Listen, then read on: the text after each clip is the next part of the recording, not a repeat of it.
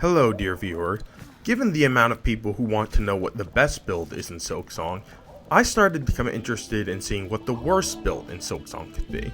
And that all starts with avoiding all upgrades, all you can avoid. You have to get one damage upgrade to get to Act 3, but you can get no masks, no spool fragments, and you can upgrade your needle 0 times. And at this base point, you've already got a very bad build. And at this point, I could just say you equip nothing else and call it your build, but I wanted to create a legitimate build that filled up all tool slots and used a crest, because that's more interesting. And when it comes to crests, there are a lot of options, but at the end of the day, I found my choice very simple. And that all comes down to one thing that some crests have, but one crest does not: silk skills. Silk skills are fully independent of your needle upgrades. They're fully independent of tool pouch upgrades.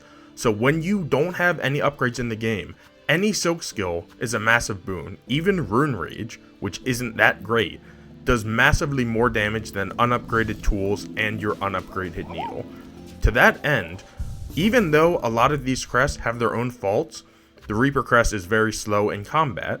You have crests like the Witch and the Beast crest, which make healing a chore in some cases. Even with all that being the case, they can equip silk skills. So the true worst possible crest for the worst possible build is the Architect. The Architect crest can't equip any silk skills. The Architect crest also has the potential to do some of the best builds in Silksong, but that's not what I'm looking for today. And before I go into the red tools, the main purpose of the Architect crest, let's talk about the Bard Bracelet. The Bard Bracelet gives you 20% more damage, and when your needle damage is 5, that is 1 damage point. And it also doubles all damage you receive. So, I'm actively making a build that's worse than being unarmed at this point. And in addition to that, none of the other yellow tools are that negative, except for the Thief's Mark, which will cause you to hemorrhage rosary beads just by losing in combat. Now, as for blue tools, many of them are full positives. So the best things I could find in this build are things that are entirely useless. The Volt Filament only affects silk skills, it just wastes a slot. The Wreath of Purity, unless you're in Biowater or Putrefied Ducks, waste of a slot. And finally, I had to think about this one. Wisfire Lantern can be detrimental, but it's free damage, so I didn't like it as much. And I ended up going with the Egg of Flelia over that and the Memory Crystal, because it's silk skill related, so it's also useless.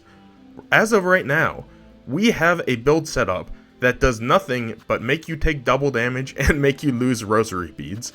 It increases your damage by 1, but then we get to the red tools. It's difficult to pick red tools because almost all of them help you in some way. So I had a very hard time puzzling out what to use for this. And my answers could all be found right here in the Wormway, being guarded by Alchemist Xylitol. He gives you a very special tool in Acts 1 and 2 and in Act 3. And in Act 3, he specifically gives you the Needle File alongside the Plasmium File. This is the only time you can have those tools at the same time. And the Needle File is a wonderful tool to own for our purposes. I made a video that I spent hours on just showing how absolutely abysmal this item is when used in combat. So it is essentially useless on a tool. And that means we are left with the remaining tools we have. I decided that Rosary Cannon would be the second worst tool to equip. Now, unlike the Needle File, the Rosary Cannon does actually have an effect. However, as you can see here, the only way to refill the Rosary Cannon is by reloading it, making it the only other tool that can't be crafted by the Architect crest. And with only 1 tool damage upgrade, it does a range of 2 to 3 damage per bead. So it does a massive 160 to 240 damage on the thousands of HP bosses have in this game. Now, I thought my third tool would be something like the Flint Slate or the Flea Brew, since they're needle related and our needle is bad, but the sad truth is, most tools in this game are good. And then I realized the Plasmium File is the perfect tool for this build. Now I'm sure you're confused, dear viewer, because Plasmium File is incredible defensively under normal circumstances. Well, I'm going to introduce you to some abnormal circumstances, my dear viewers. You see, my goal with this video was not just to make a bad build. I wanted to make a build so bad that even when compared to times like being infested with a parasite or naked, that our build was worse. And most tools in this game aren't actively harmful. The needle file, the rosary cannon, every other red tool you can see is either giving you damage or giving you some kind of buff. How could I possibly make a negative build out of these kind of red tools? And that's when a thought occurred to me. If you have enough Plasmium files and the Architect crest to rebind it when you have enough silk, you can overdose yourself on Plasmium, giving you massive HP regeneration. And even if you don't have that, this build still lets you heal normally. When you're infested with a parasite, you can't heal. And even though we take 4 massive damage, we still get to heal 3 of them off just by having a full bar of silk. And by having the needle damage that we have, we're going to be generating a lot of silk with the amount of attacks it takes to do that. That's when I considered, what if I could combine the minimized healing of being overdosed on Plasmium with a lack of the instant health regeneration you get from being overdosed on Plasmium. And it turns out, it is possible to have that combination of effects. By starting off the process of going overdose normally, you can inject yourself with up to 8 lifeblood Plasmium masks before you overdose. And just to prove, once you shoot your rosary cannon and try to rebuild all your tools, it's the only tool that won't get rebuilt, hence why it's equipped for being bad. But yeah, once you get 8 masks on you, you can come to any of these cocoons in the wormways, and Team Cherry didn't expect you to overdose specifically on these enemies containing Plasmium. Because of that, it played the effect of overdosing, and yet nothing seems to have happened. We can come over to an enemy and build up silk again, and maybe see what happens if we try to heal at this point. And even though we are not regenerating HP, our binds have now gone down to healing us 1 mask, the standard effect for when you are overdosed on Plasmium. Which means it is fully possible, by using Plasmium files and by being in the wormways, to get yourself with a build that only lets you heal 1 mask at a time. Now of course, this build does also start you with those 8 additional lifeblood masks, but if I'm ever going to test this build, I'm going to get rid of those masks, because it's almost a glitch that they still exist. By playing that animation, the game should have removed it, and I want to make this build as bad as possible, which is why I have a base level needle, no health, no silk, and basically nothing else.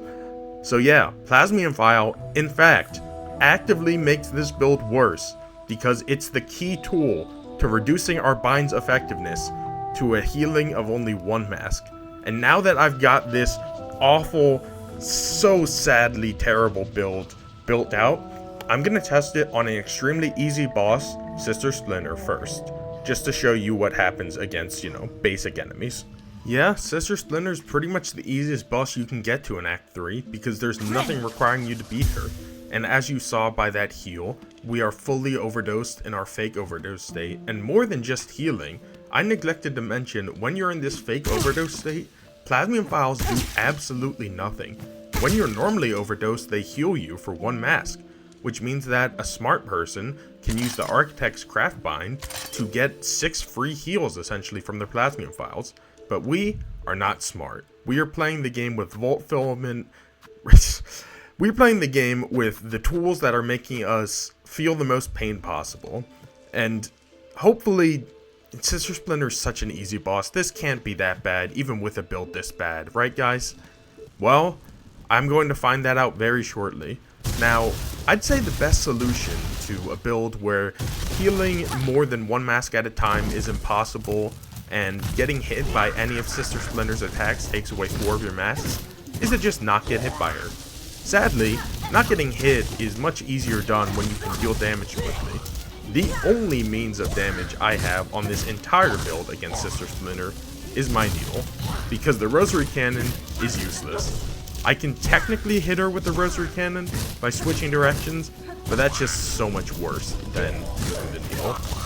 Now, I do get slightly above 5 damage against her because of my barbed bracelet, and because of, bosses don't just have the pure damage that they take from your needle, they also have modifiers depending on your upgrades. So by having 0 needle upgrades, we are getting probably the highest possible damage multiplier, like damage resistance, the least damage resistance, the highest damage multiplier against every boss. So it's the little things, you know? But the big things are also a problem, like the fact that we have to take 3 hits to break any of these. You would normally use silk skills or other things to break these branches, but it's really not a huge complaint. As you can see, I've no hit this entire fight, and I'm not even bragging. Sister Splinter is so easy that I can use the worst build in the game and essentially beat her with no trouble. But it's far more trouble than any person should ever have fighting Sister Splinter in Act 3 of this video game. Now, this was just the warm-up. And where do you go after the warm-up? That's right, everyone. You go instantly into high-intensity, never-before-attempted major feats of skill. Which is why the other boss that I'm going to test this build against in this video is none other than Lost Lace herself. The hardest boss in Hollow Knight Silksong, faced with the weakest build in Hollow Knight Silksong. Alright everyone, I know she's a tough fight, but we just no-hit Sister Splinter. What could possibly stop us now? Certainly not this pesky child who has been so easy throughout the whole game. She's not going to put up a fight now, even when we already took 4 massive damage and we're dead. It's just run that back. Give us a mulligan. Round 2 Lace, and I remembered I have a gun this time. Look at that damage. She's gonna go down in less than an hour at this rate, I'm sure. And definitely before we run out of bullets, after already spending 1/4 of our whole capacity. I really need to fight Lost Lace more, I think, is the real issue here. Maybe the build can't be that bad, right? This is just a pure and simple skill issue on my part. Lost Lace is such a simple fight that I should not be letting myself get hit even once. Hey, I was able to get 2 full binds off already. That's 2 masks. I can't get it by injecting myself, but if I hit her probably 17 more times, I will be able to survive 1 more hit. That's all you got. You got to focus on the now. You got to focus on your plan, my dear viewers. And my plan right now is to get enough silk so I can survive what just happened to me. Attempt number 10. Okay, things are fine, my dear viewers. This is a process. We've got to learn how to fight when we can't get hit more than once, when we can't deal damage, and we can't use tools. I can use 1 tool. I shouldn't. Excuse me for talking down on this build. This build has so much potential, you know? That's what everyone says about things that are good, right? They have potential to be good. I mean, I certainly see a lot of potential for this build to beat some bosses. It beats Sister Splinter. What other build can beat Sister Splinter? Huh? Tell me that. If you can give me an example of a build that can beat bosses like Sister Splinter as easily as this build did, then I can give you a flabbergasted individual. Because what could possibly be better than the base needle with Barbed Bracelet? What could be better than having all the downsides of being overdosed by Plasmium and none of the positives? What could be better than giving myself an opportunity to learn Lost Lace's fight better? Because normally, when I use tools and upgrades, I beat this fight quickly. And when you beat the fight quickly, you don't have to truly learn what it's like to dodge Lace for dozens of minutes. And I think I've been deprived of that opportunity for too long. Hey, and it's not like this is even impossible. I've almost dealt 400 damage to her. That is almost 1/4 of Lace's whole HP bar in this fight. And that means it is possible to get her past the first phase. Something that I've been trapped without being able to do it for the last 10 attempts.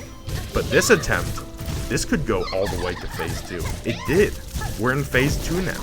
and you just know the fight's gonna get easier now that we've made it to phase 2, all my dear viewers out there. Hey, I took contact damage from her, so it only did 2 masks, not 4, and it happened again.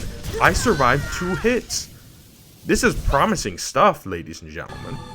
Alright, I'm not sure what attempt number this is. I've kinda lost track.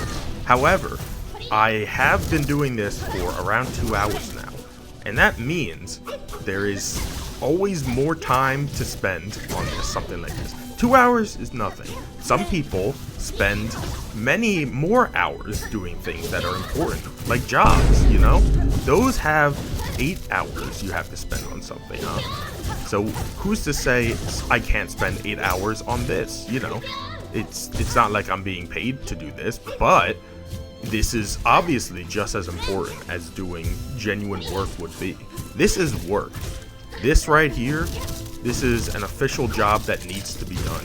Someone needs to be able to beat Lost Lace with the weakest build in Hollow Knight Silksong. But sadly, dear viewers, that person's not going to be me. As I've said, I've been doing these attempts for hours, and I think if I was getting to late phase 2, or even middle phase 2 of this fight, I would be a bit more motivated to keep going.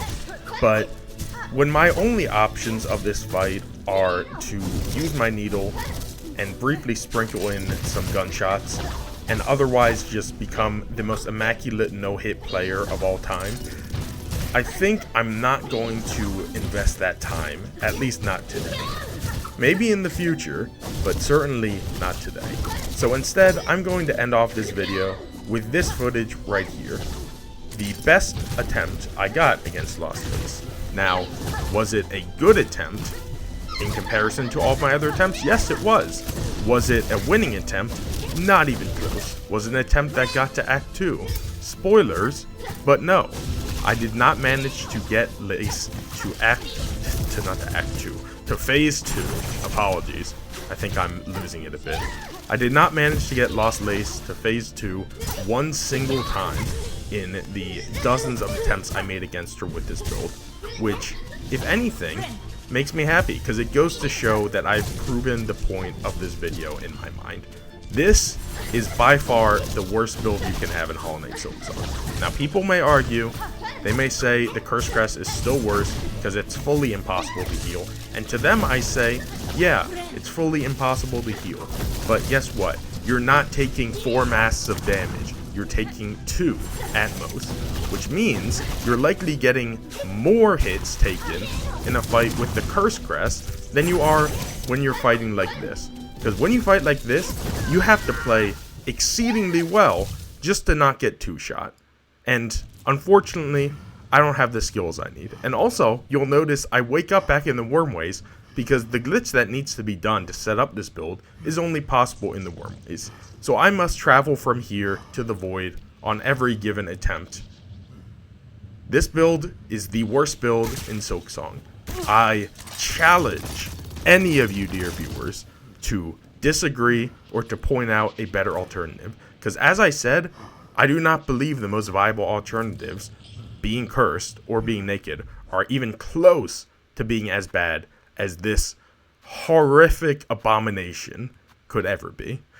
So, I'm glad I think I've proven my point.